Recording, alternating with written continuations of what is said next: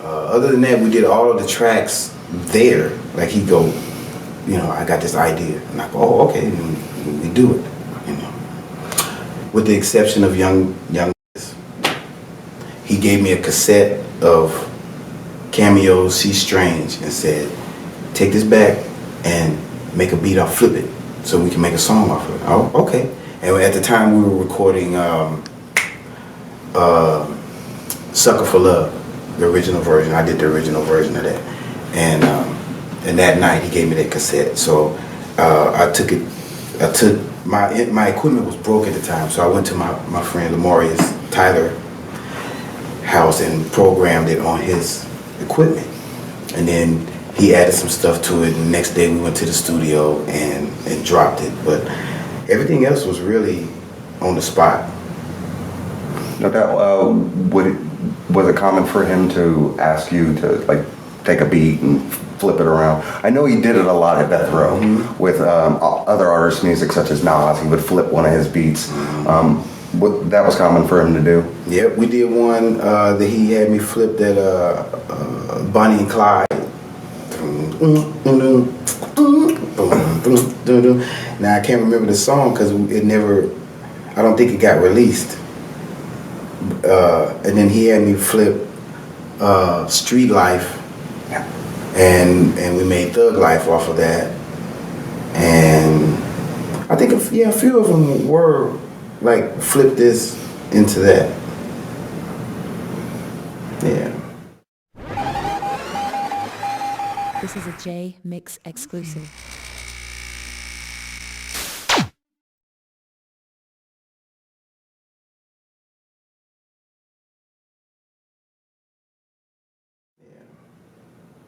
How did you feel coming and working with Pac? How did you feel when you heard he'd been shot at Quad right before he went in? The second time? Or the first time? The first time. I was in major shock because the only reason I wasn't there was because I was working with radio again. We were trying to finish his project, and he wanted me to come to New York, and I couldn't go, so I was working on that. And then I remember being at the house, and I was writing. We got out of the studio, and I think I was writing a hook or something. I was laying in front of the TV, and they were like, rapper Tupac gets shot, and I'm like, what? And they were like, at Quad Studios, and I'm like, I would have been there. And I was mad because I wasn't there. Not like I could have done anything. I might have got shot myself, but just wanted to support him, Yeah. And yeah, that was kind of tough. But after that, I thought he was invincible. Because when he got shot again, I was like, no, he'll live through this. A lot of people did. Yeah. All right. Well, when Pac signed to Death Row, there's a notable lack of MOE-Z tracks on Death Row. Mm-hmm. Did you keep in contact with him then? And yeah, we'll start off. Did you keep in contact with him then? Well, I tried to, but we had a conversation when I was working with him where I was explaining to him that I didn't want to work with Death Row, that I didn't want to. I had issues with Suge, I had issues with, his brother, and I did not want to be involved in the kind of business that they did. And I explained to him that he shouldn't either. And he was like, but Dr. Dre is my favorite producer. I said, he's my favorite producer too. But you're like, that's not gonna help you in your situation with, making sure your money is straight.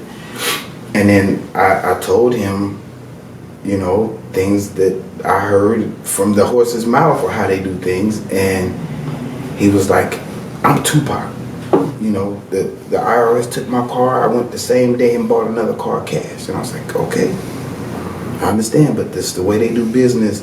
It's not going to benefit you. And then, we find out 20 years later that that's exactly what happened. They were holding on to his money. They were putting things that he was supposed to own. They were putting them in other people's names and keeping it away from him. His mom sued them to get all this money back that they were supposed to give him and didn't. And so when he went to Death Row, I guess he kind of subconsciously knew that I wasn't gonna do it. I wasn't gonna be involved. And I tried to call him just to keep in touch with him and I think I might have called Edie's number at the time. I can't remember. But they were all at the studio, and I remember talking to Edie, and I talked to K-Dogs, and I was like, so, where's Pop? You know, let me talk to him. He said, well, he's right here. I said, let me holler at him, man. And he said, well, he doesn't really want to talk. And I was like, what is this? Is this the, you know, about that? Did I do something, you know? I didn't know if he was upset because he was in jail and none of us could really put anything on his books. You know, I'm like, if you're in jail, I'm not eating either because, you know, I'm with you. He was going to take our label, Funk House, and put it out. My sister was going to be first, Keela. At the time, she was going by Killa. You know, it was Keela, but she was spelling it Killa. And she sang on his stuff. And then my cousin Ron from NGN, he's on Throw Your Hands Up. Yes. He's on the hook on that and the intro and stuff. Was that Machiavelli Records? Was it? No, that was still the Tupac stuff. We thought all of that was going to be on Me Against the World. Good. A lot of people that I've talked to have said that Tupac's original intent from the very beginning was to have his own independent record company. Yeah. Is that what you mean talking about putting out your sister in Funk House Records? Yeah, because he had his label called Out the Gutter, and he was gonna piggyback Funk House with it, and you know, I was gonna be his producer, everything he needed. I was gonna do me and Mike Mosley and you know, a few people that he had under his belt. We were gonna, you know, work that out and bring in artists and stuff. And in fact, when he went to Death Row, after the fact, me, my dad, you know, Funk House, Tupac's manager at the time, H. and Gregory, and Shock G, we had a deal on the table with Interscope. We were gonna put all our resources together and put it out, and had the lawyers in and paperwork and everything. And then they came in there one day and they said, listen, we can't give you guys the deal. And we're like, what happened? We're not asking for that much. And they're like, well, we just gave $10 million to Dr. Dre. So we were like, oh. So he started Aftermath. And yeah, it was just. Was that, to backtrack a little bit, Yeah. with the money situation in Death Row, was that kind of what you were hearing before he had went, what you were trying to warn him against? Yeah, was he in prison when you were trying to warn him about that before he signed? Before he went to prison. Okay, yeah. It was when we first started working. Because Suge had been after him for a while, right? Yeah. Yeah. Since that Above the Rim. But he wanted to be a part of it too. It was both sides. They wanted to figure out how to make it work, you know, so they can do records together.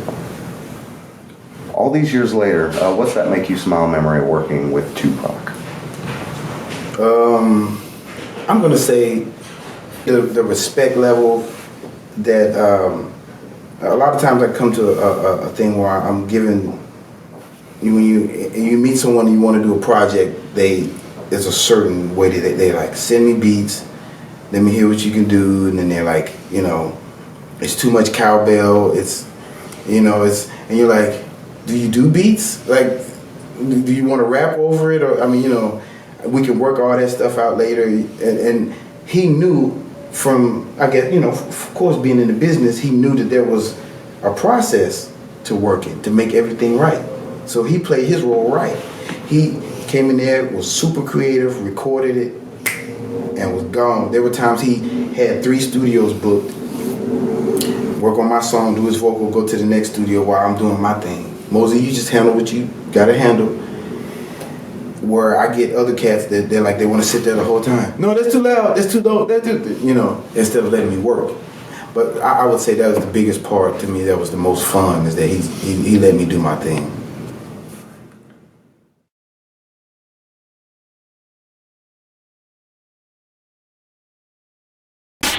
Sorry, I lost my place. How are we on time, guys? We're doing great. We're doing great. What's up? Hang on 1 second.